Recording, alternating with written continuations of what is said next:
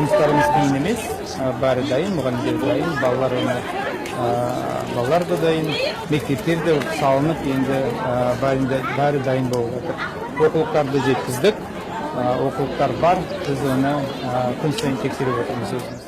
Я хочу еще добавить, что на системно-методическом комплексе для каждого учителя разработан даже поурочный план с аудио-видео материалами, с дидактическими карточками.